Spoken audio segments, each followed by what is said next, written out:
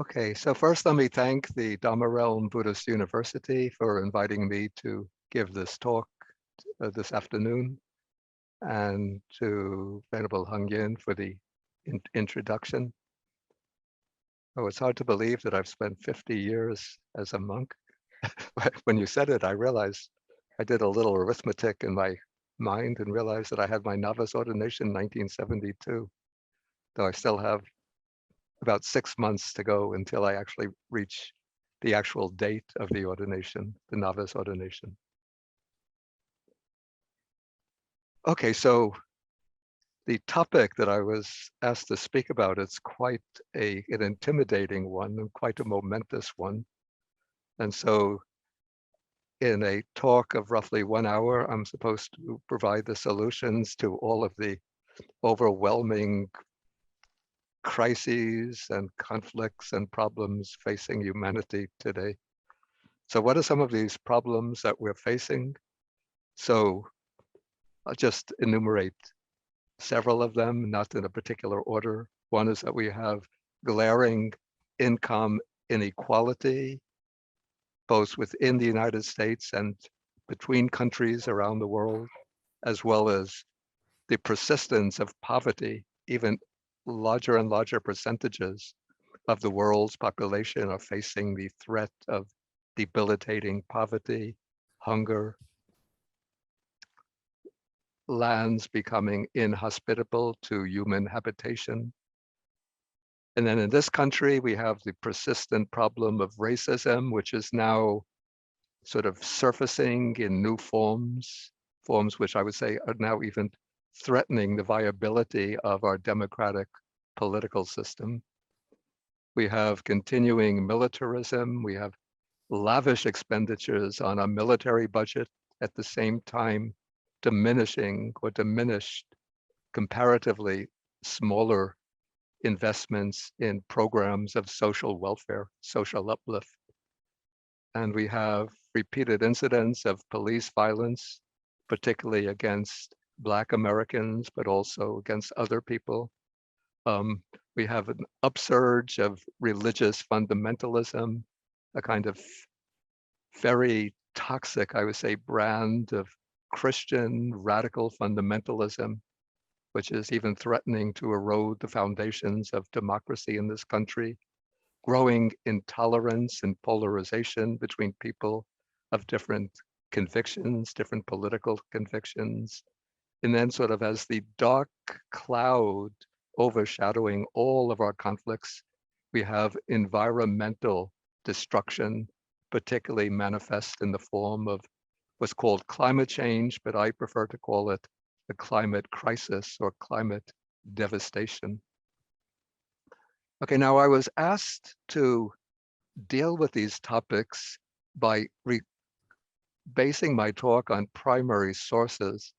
And I think I was given that assignment because that is the approach taken at the Dharma Realm Buddhist University to study topics by going to primary sources. And that puts me in a kind of quandary, because if we turn to the ancient Buddhist sources, we don't find a large amount of literature on those particular problems. But we do find some indications or hints in classical Buddha sources on a kind of, let's say, a vision of an ideal social and political order, and actually very concrete and specific instructions or guidelines laid down for rulers on how to administer their country. And so what I'm going to do is to go through some of these primary sources, first taking the ancient primary sources, and then also taking what we would call contemporary primary sources, some documents from the modern era, which lay down, call this the paradigm for a proper, benevolent, beneficial, economic and social order that is conducive to the common good. So we'll look at those documents, and then I will develop my own thought and my own analysis based on those sources. So what I'm going to do is to share my screen, And so we could look at the documents together.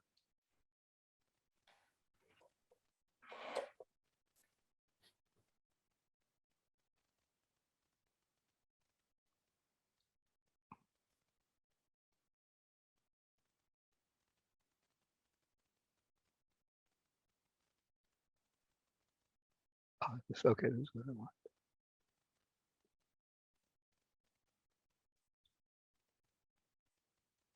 Okay, please let me know if you can see the screen and whether the type is large enough. We're seeing your file folder. Oh, I see. I have to. Oh, you have to reshare. Okay.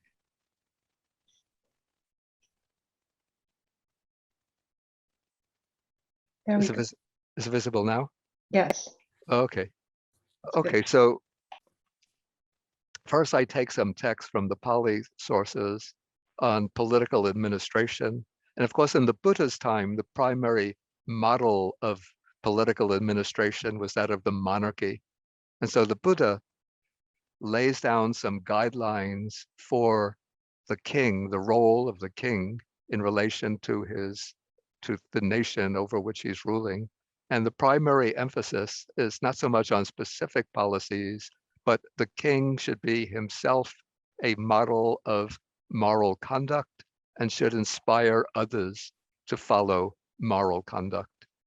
And so the word that's used to describe the proper king is a Dhammika Raja, a king who rules in accordance with Dhamma, taking the word Dhamma not in the narrow specific sense of the Buddha's teaching, but in the broader sense of a basic principle of righteousness, goodness, and truth, which is seen as the foundation for human flourishing. And so the king, as the head of state, has a very significant impact upon the entire country over which he rules.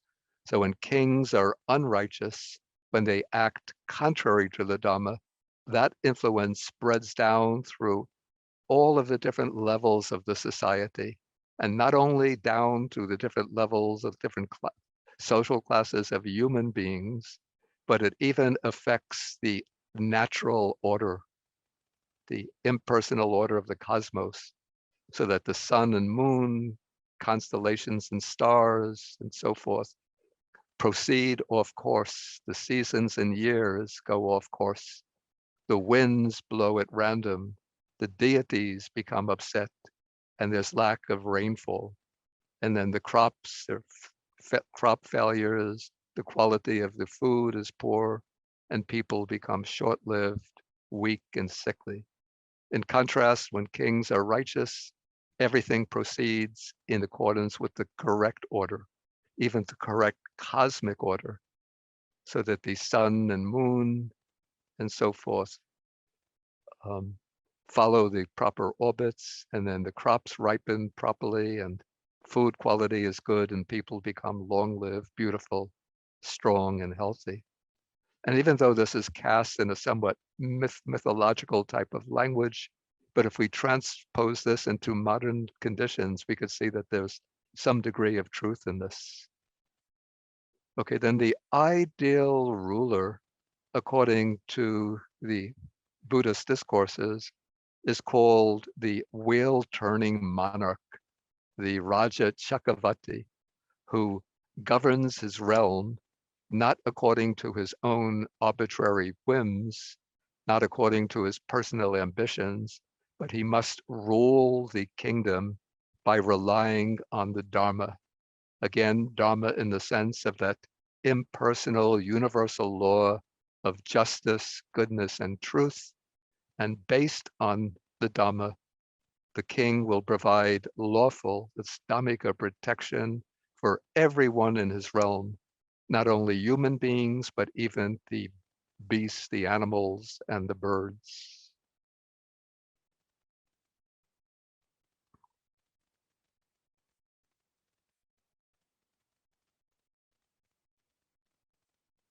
Okay, then there's a sutta, which, and this is a text that has particular relevance to some of the points I will be bringing up later.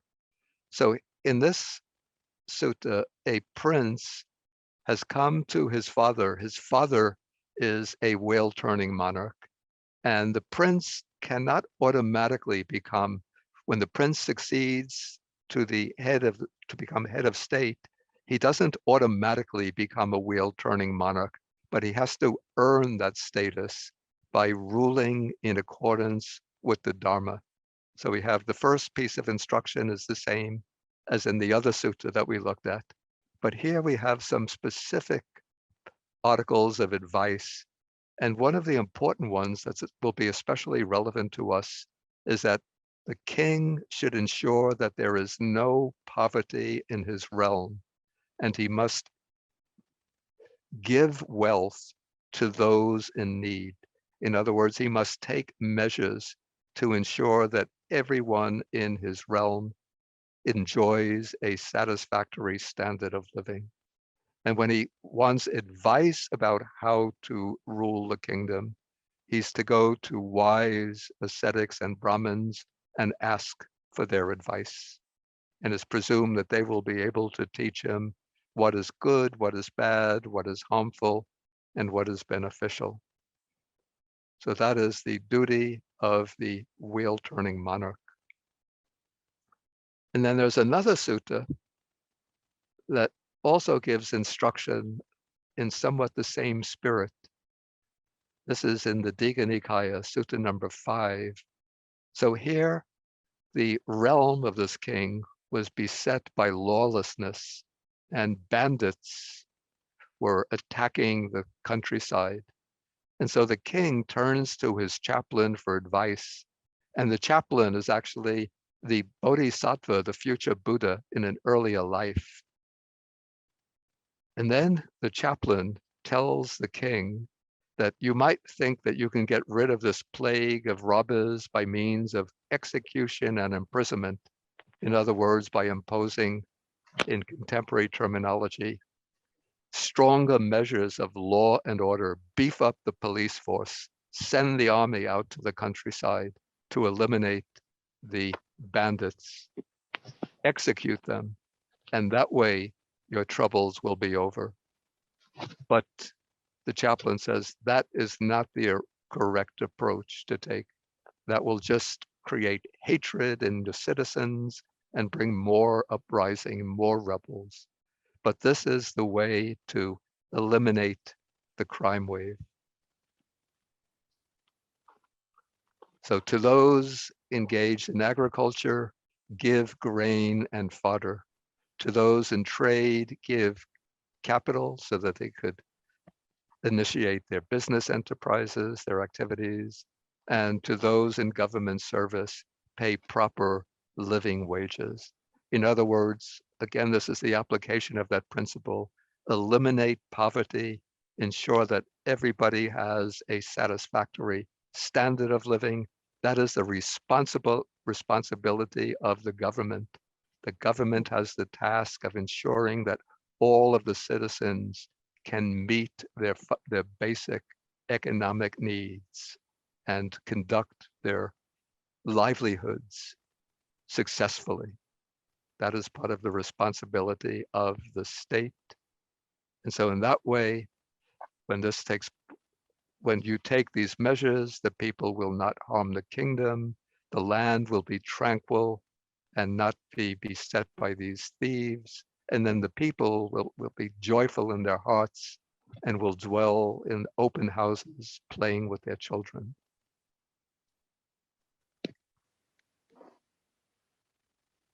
Okay, there's a list of some 10 royal virtues. I won't go over all of them, but we can see that the king is expected to exemplify such qualities as generosity, morality, gentleness, non-anger, non-violence, and should respect the opinions of others, avoiding bias and promoting peace and order.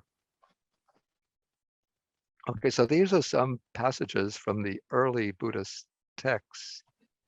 And now we want to see how these might have been exemplified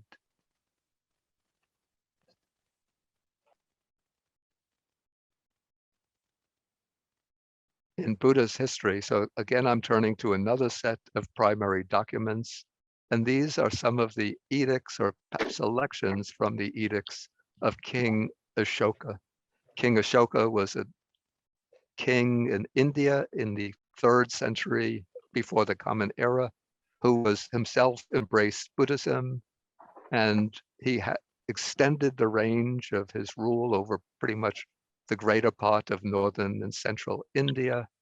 And since he had a kingdom consisting of people following different dharmas, different teachings, not only Buddhism, he had to rule in a way that promoted the well-being of, that promoted religious and communal harmony, while in his own personal life, he lived in accordance with the Buddha's Dharma.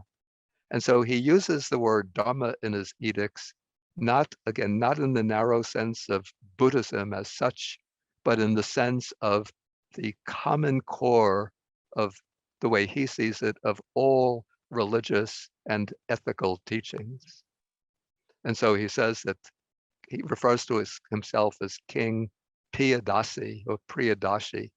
He promotes restraint in the killing of harming of living beings, proper relatives towards proper behavior towards relatives, Brahmins and ascetics, respect for parents and elders, and so forth.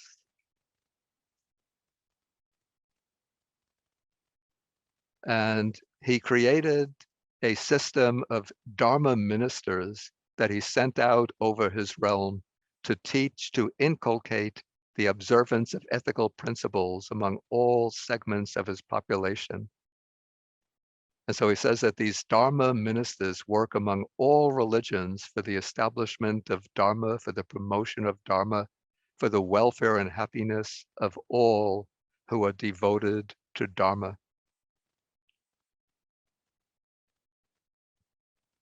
And then he speaks about his own conception of his own duty, his own obligation as a king is to rule for the welfare of all. And he says there's no better work than promoting the welfare of all the people.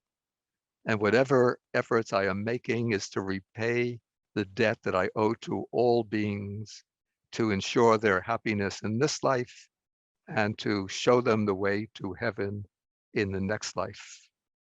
And his conception in this edict, he indicates his conception of Dhamma, that Dhamma consists of proper behavior towards servants and employees, respect for parents, generosity to friends, and not killing living beings.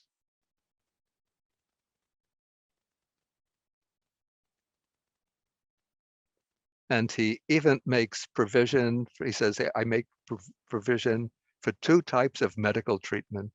So he establishes hospitals for human beings and also hospitals for animals, and obtains the herbs he needs, the medicinal herbs that he needs, both for human beings and for animals, even importing them from other lands if they're not available in India.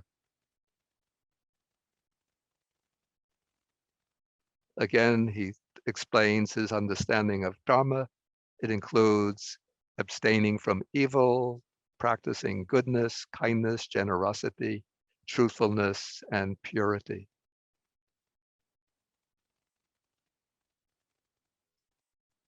Okay, so these are just some examples from the sayings or the edicts of King Ashoka as a way in which a Buddhist king tried to embody the principles, or to use the principles of Dharma as a guideline for administering his realm.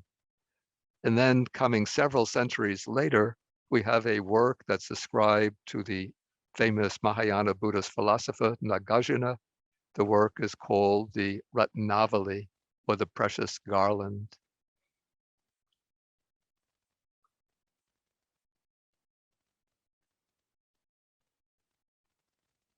Okay, so Nagarjuna says that you should win over the world. This text, the Precious Garland, was written, according to tradition, by Nagarjuna, addressed to a king who was ruling over South India at that time. And so he instructs the king that you should win over the world by means of Dharma. And by this, he indicates by giving, by gentle speech, by benevolent action, by collaboration, and by way of, these are the four bases in Buddhism of attracting the retinue, of winning the loyalty of others. And then the king should base himself on these four principles of goodness, truth, generosity, peace, and wisdom. But Nagarjuna then goes on to enumerate some more specific types of guidelines to policy that the king should follow in order to acquire, as a, seeing the king as an aspiring bodhisattva, to acquire the 32 marks of a Buddha. So he should give abundant food and drink. He should never do harm and should free the condemned.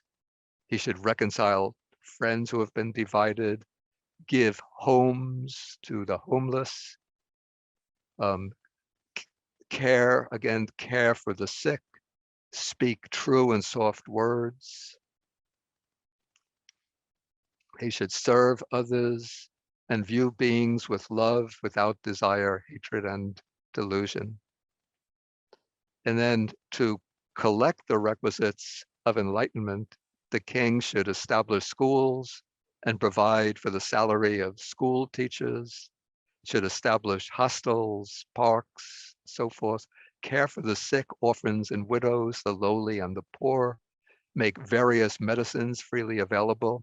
Here we have a kind of Medicare for all policy, at least advocated in ancient India. Provide care for the victims of crop failure to ensure everybody has sufficient food, reduce the tax rate, provide farmers with the seeds that they need, with land and so on.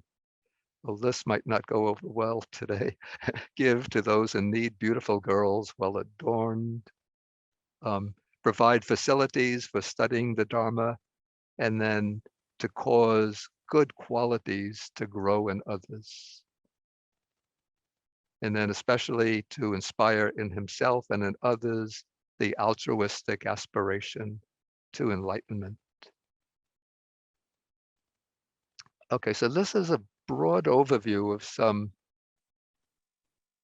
ancient primary sources.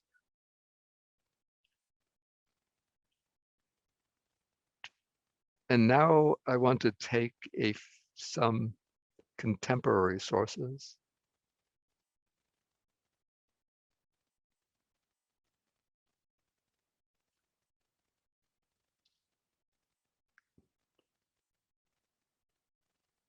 Okay, so we could see from the canonical Buddhist texts, as well as from the example of King Ashoka, the edicts of Ashoka, the advice of Nagarjuna, that basically ancient Buddhism advocates the creation of something that we would call a true welfare state.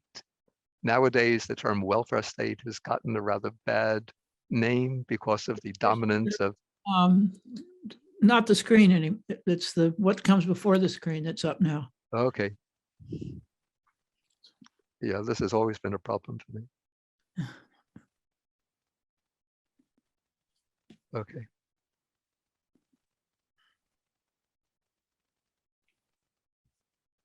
No.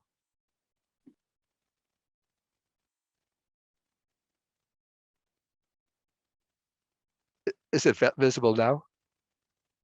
Not yet. No, Not yet. I think you need to open it and then share, Bhante. Okay. Okay.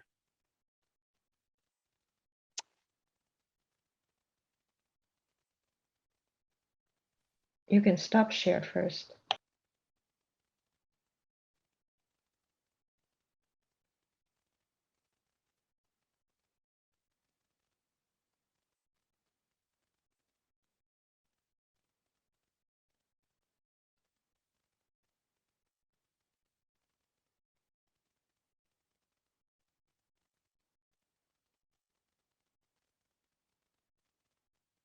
Still not there. Okay. Now, Probably it's not.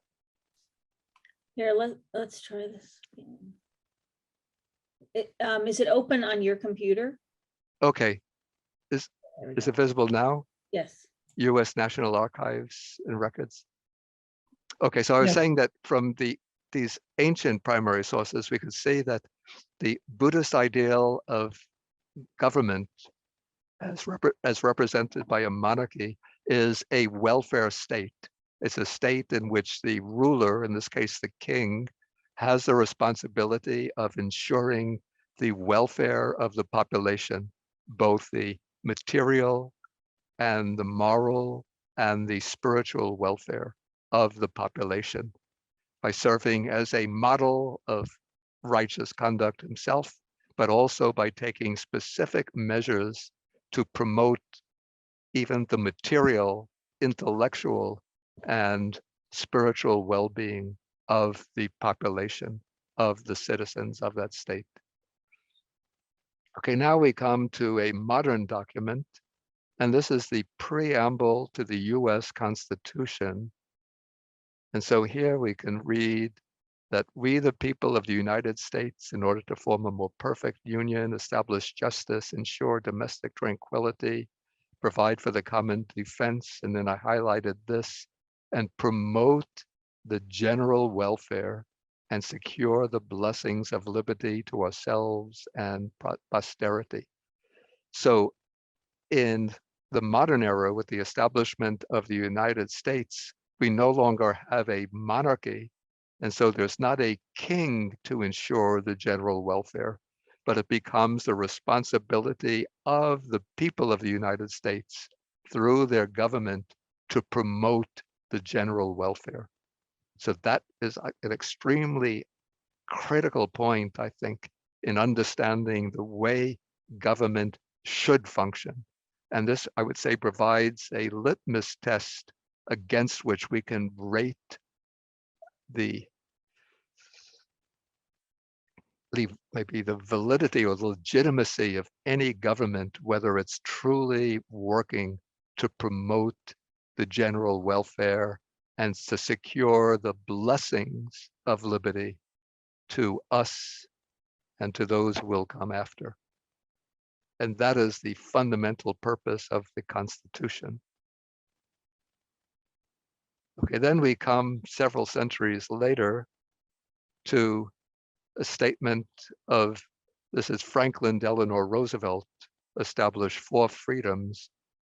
There's freedom of speech and expression, freedom of religion, but what we have here, the third, is the one that's relevant to our inquiry today: freedom from want, and that means a healthy, peaceful, peacetime life for all inhabitants. And I think Franklin Delano Roosevelt and later elaborated that into a code of economic well-being for all the citizens.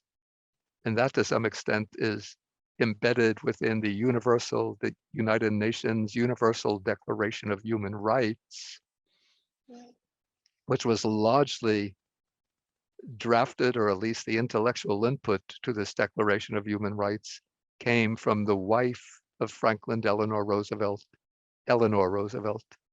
So Article 25 says that everyone has the right to a standard of living adequate for the health and well-being of himself or herself, including food, sufficient food, clothing, housing, and medical care, and other necessary social services. Then Article 26, everyone has the right to an education, a free education, at least in the elementary and fundamental stages. And the education should be directed to the full development of the human personality, not just learning what is necessary to be able to get a job within the industrial complex, but the education should aim to promote the full development of the human personality, strengthening respect for human rights and fundamental freedoms. Okay, another contemporary, most recent set of documents, the primary document showing the goal or the ideal for social development are the 17 Sustainable Development Goals posited by the United Nations. And these include, I highlighted just a few that are extremely critical. I mean, all of them are important, but several of these will be relevant to my talk as I develop it. One is to eliminate poverty, to eliminate hunger so that nobody in the world's population has to go hunger. Today, there is something like 850 billion people, 750 million people who face chronic hunger and malnutrition. To promote good health and well-being of all, to ensure that everyone gets a quality education, to promote gender equality, reduce, I guess this would be economic inequality, and to take action to preserve a livable environment, especially to tackle the escalating problem of climate change. Okay, so these will show some of the goals towards which we should be aspiring as both within this country itself and also as a global community. And I found a beautiful visual model which represents very clearly in a very memorable image, visual image, the kind of ideals towards which we should be aspiring in social and economic policy. This was developed by a British economist called Kate Raworth, and she calls it donut economics because she uses the image of a donut to show the kind of ideal towards which we should be aspiring. The donut has two circles, an outer circle and an inner circle. So the inner circle of the donut, the inner rim of the donut, represents the social foundation, which constitutes the just space for humanity. So these are the fundamental material and social needs that must be met for every person in this world, so that everybody is ensured of adequate food, clean water, a satisfactory standard of living, education, a voice in the affairs of their own nation, a political voice, a job paying us adequate salary, clean sources of energy, social equity, gender equality, good health. So those are a number of basic parameters that define a healthy, vibrant social and economic order. But the outer rim of the donut shows what she calls the environmental ceiling. These are the boundaries that we cannot overshoot without creating havoc for the resilience of this planet Earth, for the ability of this planet to sustain human civilization. And that the things we have to avoid are escalating climate change. I'll just mention a few. The acidification of the ocean, the shortages of fresh water, drastic land clearance, which leads to biodiversity loss, and so forth. Yeah, chemical pollution. And so the way she formulates this, she says, what enables human beings to thrive? It's a world in which every person can lead their life with dignity, opportunity, and community within the means or limits of our life-giving planet. And so this donut points towards a future that can provide for every person's needs while safeguarding the living world on which we all depend. So we have the social foundation. Below this lies shortfalls in human well-being. And then we have the ecological ceiling. And then if we shoot beyond that, it puts pressure on the Earth's life-giving systems. And so between these two boundaries is the donut, which she calls the sweet spot that is both ecologically safe and the socially just space for humanity. And the task for us at this time is to bring all of humanity into that safe and just space. So why aren't we there? Why is it so difficult? There are so many clear thinkers who have looked at our social and economic system and have been able to see the defects, the faults, and propose new visions, new operating systems for the social and economic structures in which we live. But their visions are repeatedly rejected, denied, or not even attended to.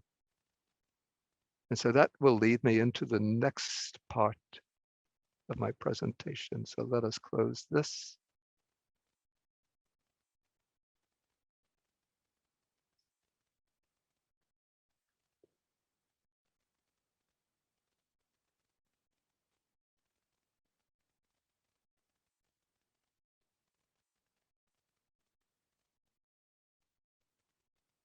Okay, now I have to.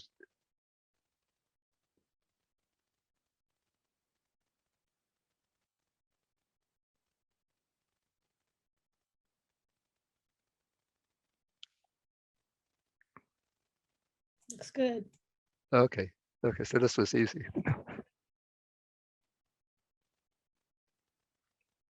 Okay, so one of the major challenges that we face today is, in fact, like this is a global challenge, and that is inequality and poverty. And I took down some statistics to show the extent of inequality and poverty. And some of these statistics are a bit shocking and even debilitating. So we have the distribution of the world's wealth. The top 1% owns 43% of the world's wealth, while the bottom 53%, that's half the world's population, owns a little bit more than 1% of the wealth.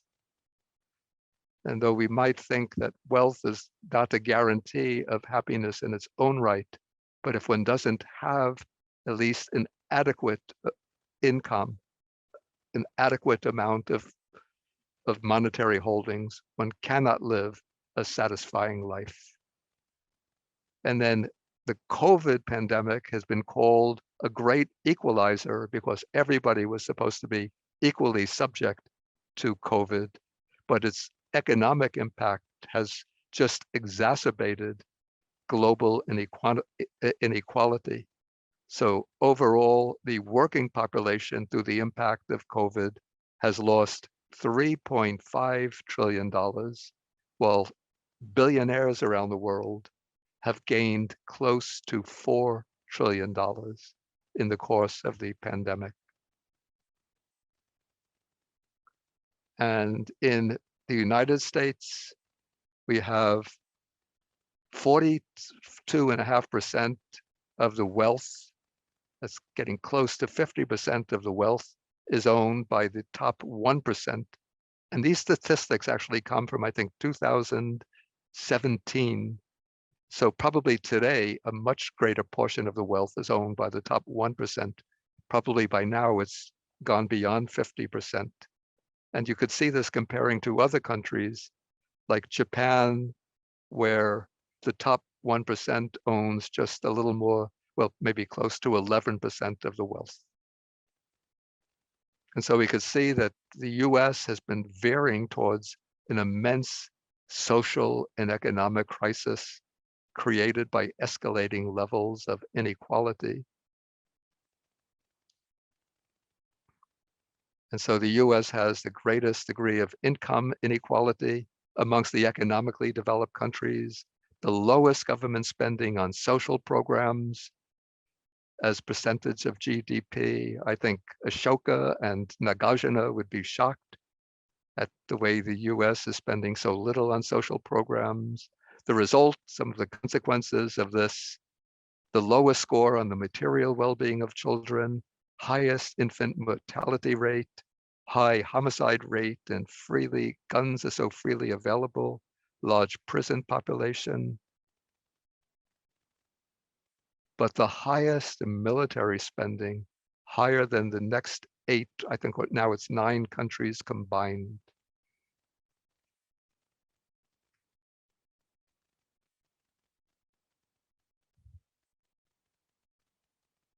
Yeah, the US defense spending for 2022 to 2031 will come to roughly $800 billion a year. And just to get some idea of what this amounts to, recently, President Biden had been promoting what he called the Build Back Better bill, which over a 10-year period originally was to come to $3.5 trillion. That's $350 billion a year. That's even less than half of the military budget. But then through the pressure from certain senators, even that amount had been reduced, cut in half to $175 billion a year. What is that? About 1/5 of the military spending. And the Build Back Better bill didn't pass. It was knocked down. Okay, so what are some of the impacts of inequality? So studies have been done, careful studies, and they show that more unequal countries have shorter lifespans, worse health indicators, higher levels of heart disease, diabetes, mental illness, more alcoholism and drug use, more crime, more family violence and broken homes, higher levels of obesity, more teen pregnancies, whereas more equal countries have longer lifespans, better health, and higher levels of reported happiness. So we get the countries which consistently have quite high levels of happiness, reported happiness, basically the North European countries, Finland, Norway, Denmark, Sweden, and Switzerland. Now, the crucial point here that I want to make is that economic inequality and poverty are not inevitable. They don't arise through the inevitable working, the impersonal working of the laws of nature, but they are the result of decisions, political decisions that have been made in the past and decisions that can be reversed to usher in greater equality. And to support people in need, a strong safety net is essential, but just having more social programs is not sufficient as a final solution to the interwoven problems of poverty and inequality. What is necessary, I would say, are fundamental systemic transformations to create an economy, a social order, and a political system that works for all. That is, to forge a new system that can promote the common good. Okay, I delineate here some what I would call detrimental features of the dominant system under which we live here in the United States, which basically are the parameters of corporate capitalism, the need to constantly grow, to expand, to gain larger markets, the emphasis on consumerism. In order for a company to grow, it has to increase demand by provoking desires, creating artificial wants rather than fulfilling genuine needs, and then to produce more goods to fulfill the imperative of consumerism. The economy must extract ever more of the Earth's natural resources to produce goods, and then to discharge waste into the environment, overburdening the environment with pollution, with toxic substances, which are detrimental to our health. And it's the corporation, which is the primary institution within this economic system that is responsible for extraction and production, and which creates demand in order to enhance profits. And then the corporations exercise political domination by using their wealth to gain even a stranglehold over the political system, and also to manipulate the mainstream media to suit their needs, to promote their products through advertising and so forth. And not only that, but the media must also shape the opinions of their viewers in ways favorable to the sponsor's interests, and even more in ways that are conducive to the persistence of this system of domination, the system of economic and political domination.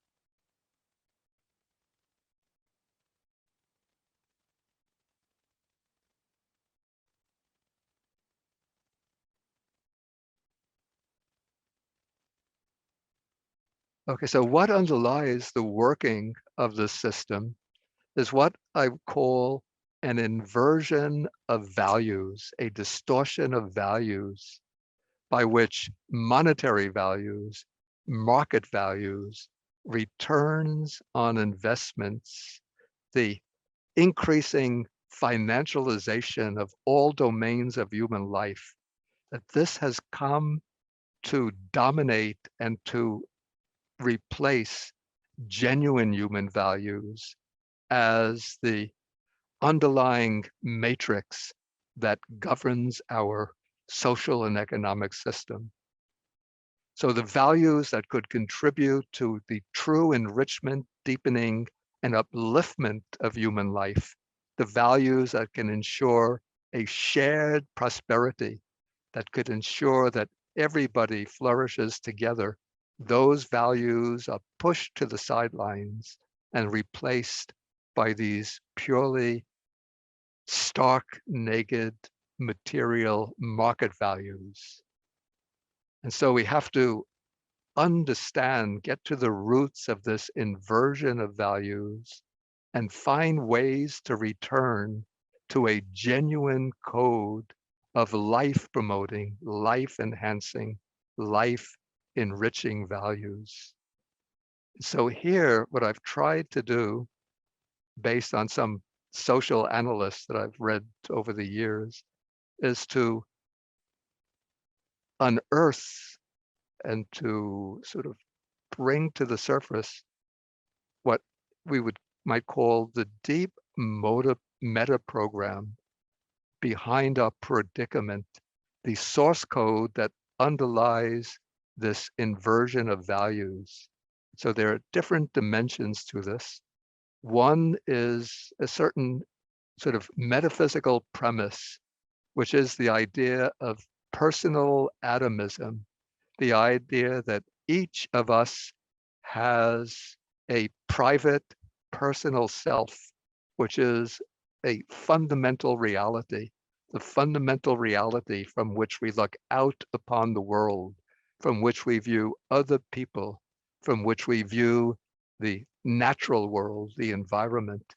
And so we see things from the standpoint of this private self, but there can also be a merging of private selves into collective entities, groups that see their group interests as pitted against the interests of other groups, leading to competition, even brutal competition, the demonization of others, well, first the objectification of others, of other people, of other groups, then even the marginalization, demonization, exploitation of others, and of the natural world.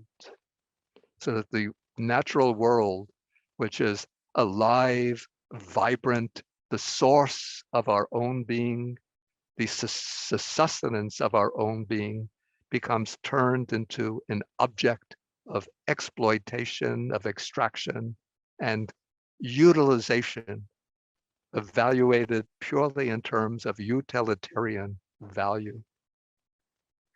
Then comes the so-called ethical dimension of this standpoint, according to which, and this is a view dominant in classical economics, that rational behavior means seeking to maximize one's own private self-interest.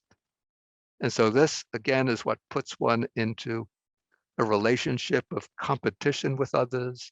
I am struggling against others to maximize my self-interest, or the interest of my group against other groups. And this leads to the commodification of nature, the exploitation or of other people, turning them into either workers or consumers, customers, or competitors in the marketplace. And then the application of this program leads to the quest for ever increasing returns on investment. So somebody who's fully bought into the system measures their own well-being against purely economic criteria. What is my income? What is my wealth? How can I continue to expand, to increase my wealth? And so I would say that this is the kind of driving force behind all of the multi-millionaires and billionaires, the need to constantly devour more and more of the earth's resources, to exploit more and more people, to increase their own holdings. And so the consequence of this is that all other domains of value get invaded and subjugated by market values.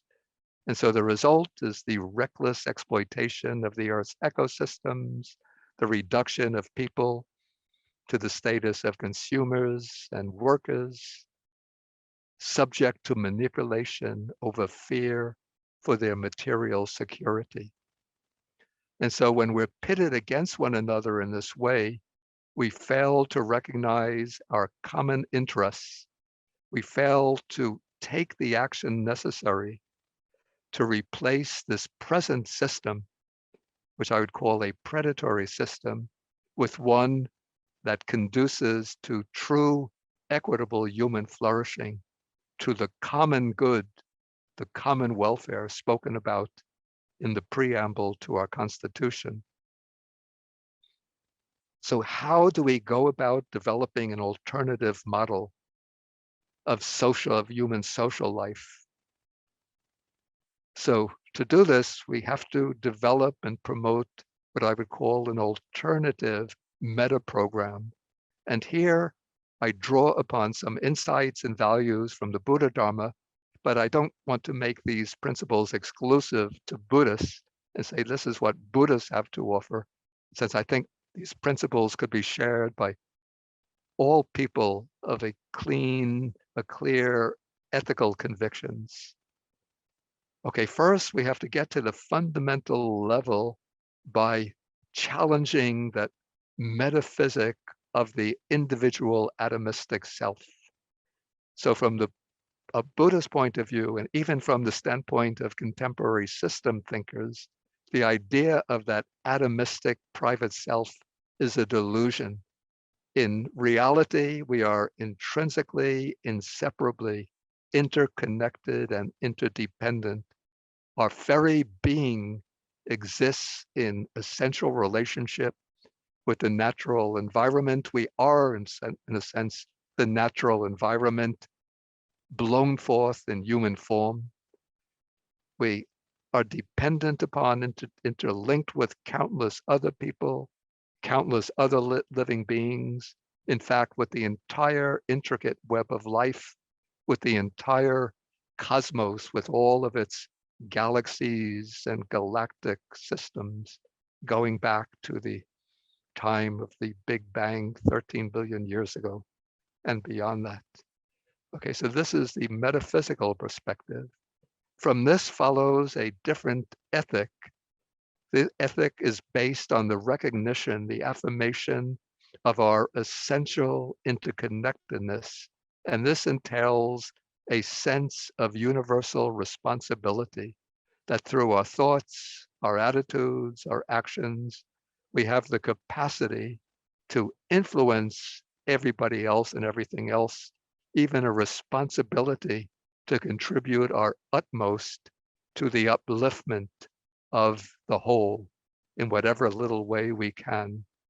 And so we might not be able to achieve much by acting individually, but when we join with others, collaborate with others in pursuing shared aspirations, the aspiration for the common good, then we can have a significant impact, a transformative impact on the systems in which our lives are entwined.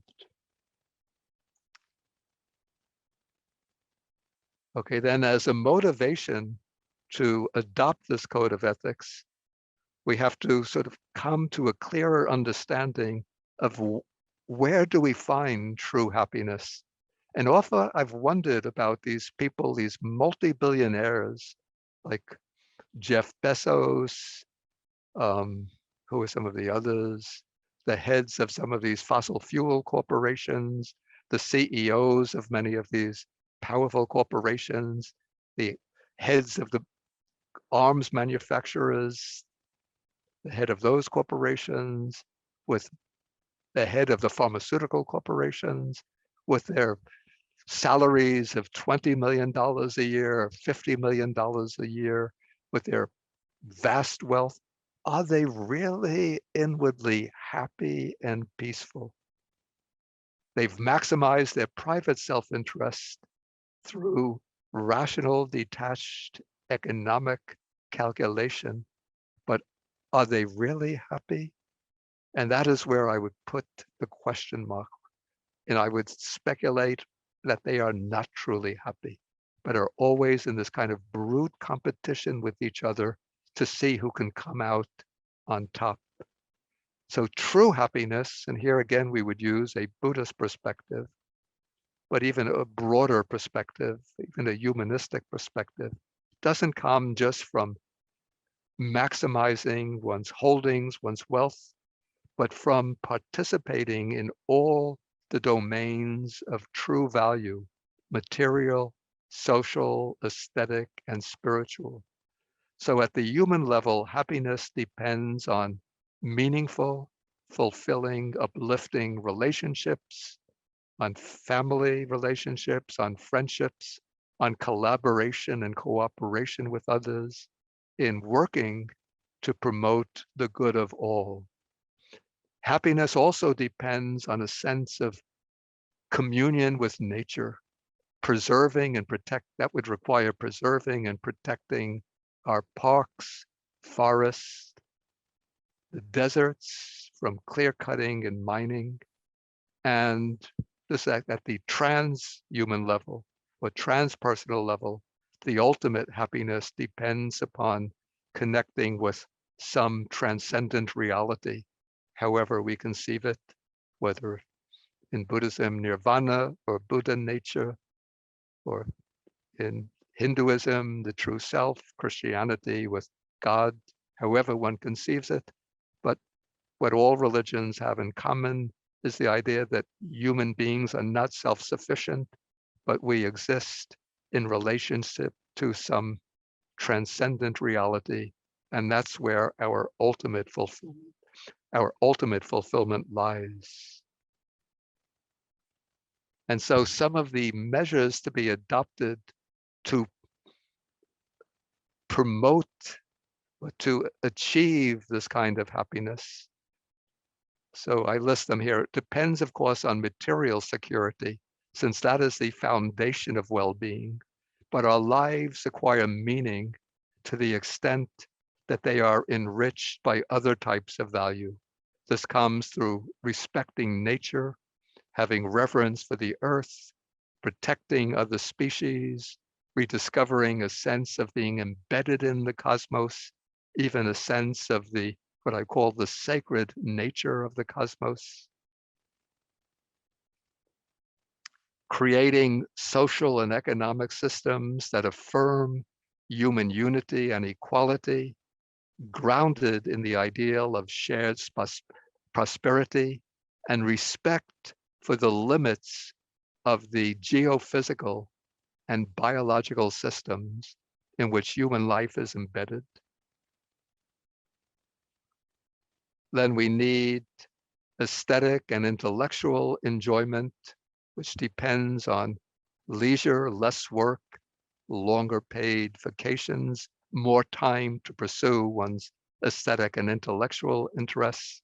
And then the ultimate fulfillment comes through the quest for the ultimate good, that is cultivating deeper levels of spiritual experience aimed at realization of the supreme good,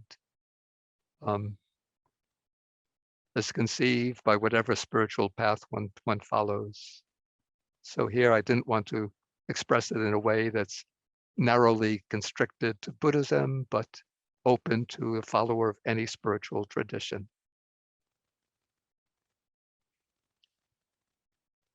Okay, maybe I'll just take a few more minutes just to enumerate some of the values that can guide us in pursuing this kind of social transformation. We can call this the Dharma of engagement critical to our time. First, I put discernment, which in a sense corresponds to right view, that is having a clear and deep understanding of the dysfunctional social and political forces at work in our own society and in the world at large. And this must be coupled with an uplifting vision of alternative systems conducive to the greater good, to social justice, shared prosperity, and ecological sustainability. And the vision should be extended horizontally to embrace all humanity across the planet, but vertically down to future generations. We have to be responsible for the later generations, not destroy the planet, so that later generations, even those who are children, teenagers, young adults now, have to deal with the catastrophe that we bequeath to them. Okay, then we need, the next value is a sense of solidarity, a recognition of the essential unity of all people, understanding that our differences are secondary to our essential unity, and seeing other people as subjects of experience, as beings who, by their very inherent nature, are disposed to avoid suffering and to seek their well-being. And through this recognition of the subjectivity of other people, this counters our tendency to objectify others, to treat them as mere means to our own fulfillment. Then some other values are love or loving kindness, the urge to promote the well-being, safety, and happiness of others, and compassion, the urge, even the imperative, to relieve the suffering of others. A commitment to justice, the quest to secure social, political, and legal justice based on the principle that all people should be treated fairly and be free to actively shape the institutions and policies that govern their lives. Equity, based on the conviction that all people should receive an adequate share of the material requisites of life, decent healthcare, education, housing, food, good schools, perhaps even a basic universal living income, and peace, promoting peaceful solutions to communal, national, and global problems. And then what we need, and this is particularly essential, is courage, the willingness to act without fear or hesitancy on behalf of people near and distant, including future generations, and to stand up for the living planet. Okay, I wanted to leave some time for questions. And so maybe I will end this presentation here. And I see it's 4:39. Maybe can we take like a 3-minute break? Looks like we have about 15 minutes for Yeah. questions. Yeah, we'd like to open the floor. I see a question from Sanju. I think there's some questions above that too, Reverend Hung Sure, and there's somebody. How would the questions be handled? We'll take them one by one and ask people to turn on their video and ask them when they're called on, or put them in the chat and we'll call on you. Is Reverend Hung Sure present and with a question? Yeah, I'm here, Sean. Thank you. Venerable Bhante, greetings from Greetings, where Australia. are you? I'm in Queensland. I wanted to say your upcoming 50 years in robes is something that we celebrate.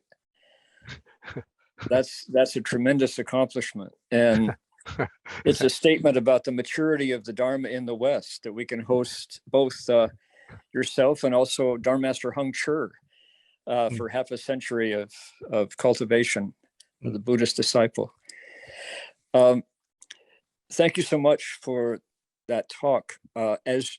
As you were outlining the traditional statements from King Ashoka and the others, I couldn't help but tear up thinking about how far we've come from what you would say would be just what the way a good heart would want everyone to live. And just simply your voice stating those basics is like a balm. It's like a medicine to a wounded heart. I just wanted to say my appreciation for your work and your willingness to put your voice out with those standards and say, we really haven't forgotten those standards. It's just that they're buried in misinformation and disinformation, and so much static that it's easy to forget where we've been. Yeah. I wanted to suggest 2 areas for potential exploration that I think are uniquely ours as Buddhists to contribute. And I don't want to get your thoughts on them today, but I would just love to hear what you would say about them at some point to develop them. And one is the question, whose voice counts? Who do we take as the authority? And what that might say about a Buddhist description of mature, grown-up masculinity and femininity. For who is the mature adult male? And looking at the Buddha as a standard of kindness and wisdom together, that you can be both kind and strong. That I'd love to hear, a down-to-earth, ordinary English description of what we could develop as a male adult human being and an adult female human being. I think those standards are lost in the deluge of being hot and being eternally young, and all of the models that we hold up to emulate for young people. That'd be one. And the other one is the question of how much is enough? The disparity, the inequality of income and resources that you outlined so clearly. When we have the 4 requisites, the idea that in the Buddhist Sangha, there's a way to thrive and flourish with fewness of desires and having the 4 requisites, clothes for the seasons, food and drink, shelter and medicine. That to be able to say, there is a traditional way that says humans do well when we meet these needs. Without them, we suffer, but with them, it's sufficient. You know, so if I'd love to hear your, you know, in real English, the way that we could outline a new standard for what's enough. Okay, that's enough for me. Thank you again for a wonderful talk. Yeah. Okay. I wouldn't try to. Was I expected to answer those questions here? I would hope that if there was a way for you to develop those at some point in the future, I would love to read your thoughts. It would be, especially the second is something that, I mean, I've thought about, and basically we're going to be forced into what I would call an economy of sufficiency rather than an economy of continued expansion, because we're already overshooting the life-sustaining capacities of the earth. And so we have to greatly decrease our concept, or we have to greatly revise our conception of what we need to be happy. And we're going to have to we're going to be compelled, we don't really have a choice about it, compelled to greatly decrease our standards of living, even amongst the general population, to come much closer to the standard of living of an ordinary monastic person, learning to be content with the basic material requisites of life, but finding deeper and higher fulfillment in other areas of human life. As I've mentioned in the talk, in human relationships, in aesthetic pursuits, and in the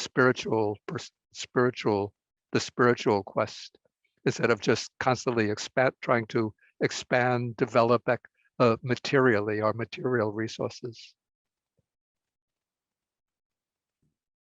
Thank you, Venerable. We invite everybody to consider turning on your cameras and switching to gallery view for this Q&A. We have about 10 more minutes. I see questions from Sanju Baral. Please, Sanju. Hello.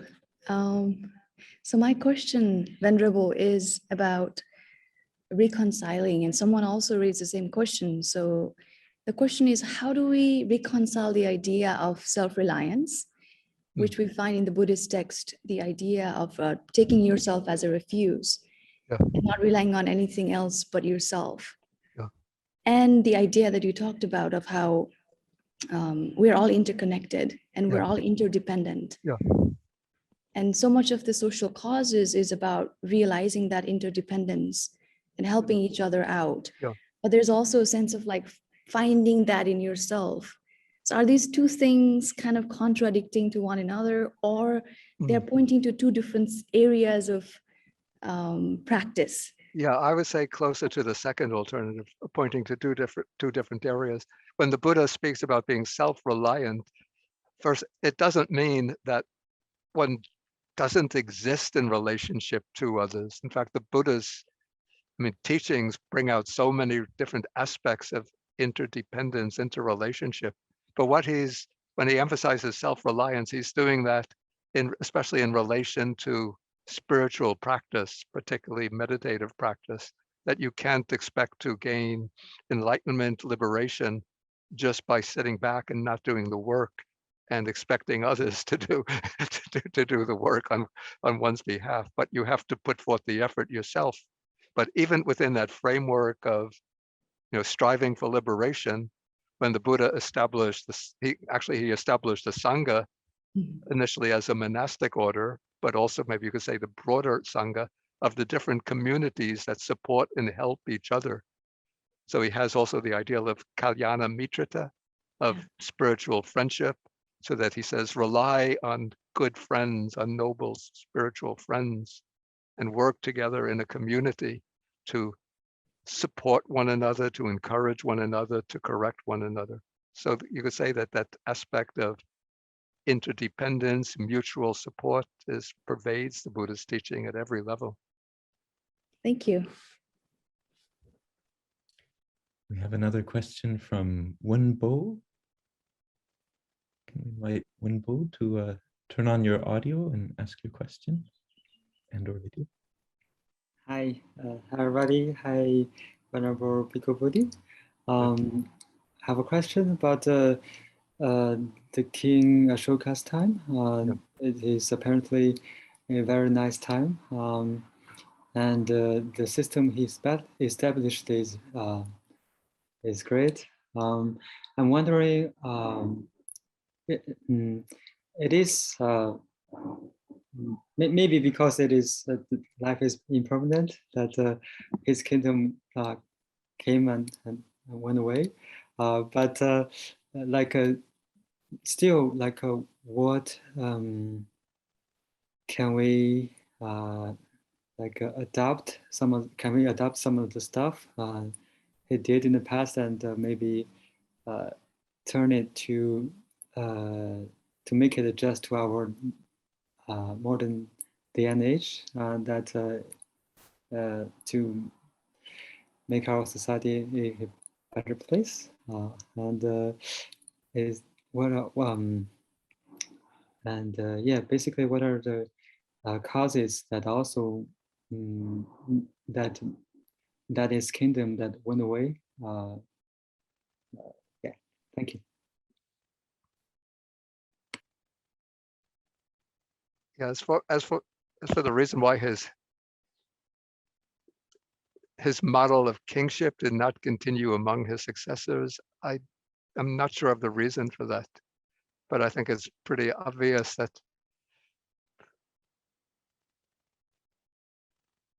the heirs to his rule did not continue his system of kingship. I'm not so well read on the historical account of that phase of ancient Indian history. And as far as how to apply some of the principles of King Ashoka's model of governance to our own time, that's pretty much what I was dealing with in my talk. So I think that's the way I would understand how we should apply those principles to our own time. Thank you. Yeah. We have time for one or two more questions. I see Zutian had a question. Zutian, would you like Yeah, to? that's also one that I have too. Yeah, thank you, Bhikkhu Bodhi, for your talk. I really appreciate it because previously I was working on the international development strategy in Africa. So like, yeah, definitely a lot of issue around inequality, hunger, and the basic needs that I kind of met a bottleneck when I started. I don't know. So I really appreciate your work that has, you know, this development that's integrated with Buddhist teaching with those values. So for this new meta alternative program you mentioned, you know, you said like one key is to understand the atomic self is an illusion. So I wonder, you know, but at the same time, if like everybody is kind of struggling for their own self, even the level of safety, you know, to have food to eat, to, you know, then it's kind of on the, so that then does that mean that, you know, there needs to be a total upgrade to the social welfare system first, but then that's going to cost a lot, you know, who's going to pay for it? So how can that actually be realized? You know, this kind of opening, this more integration into, you know, this community rather than each for their own to even just to survive and then keep going down that road.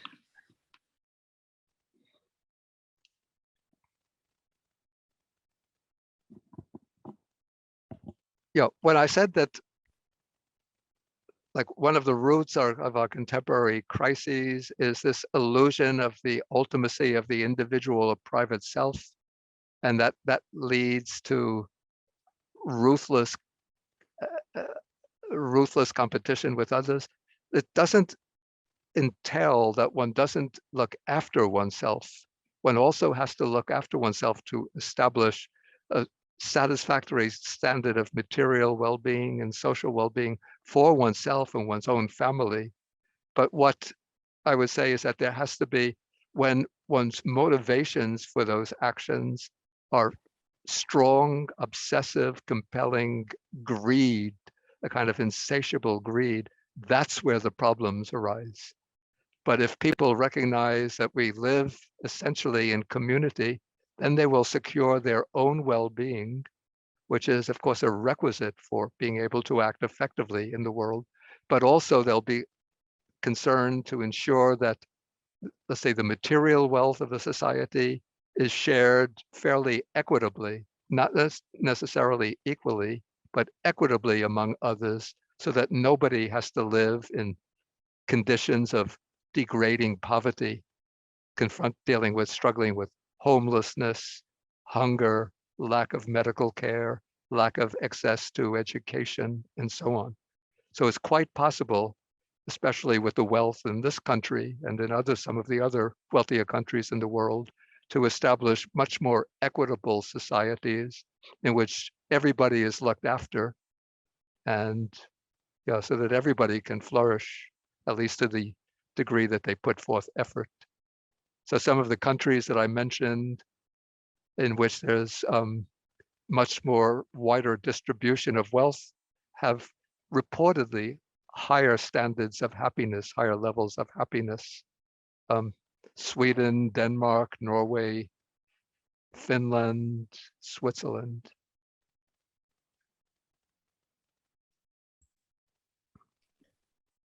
I think that's all the time we have. Sadly, can I invite Jin Xiangshi to deliver closing remarks?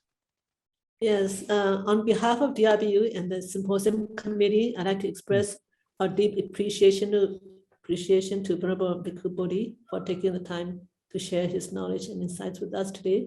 And thank you to all who have joined us today for this special event. If you would like to learn about future events like this, we welcome you to visit the Symposium website at drbu.edu/symposium. Thank you all.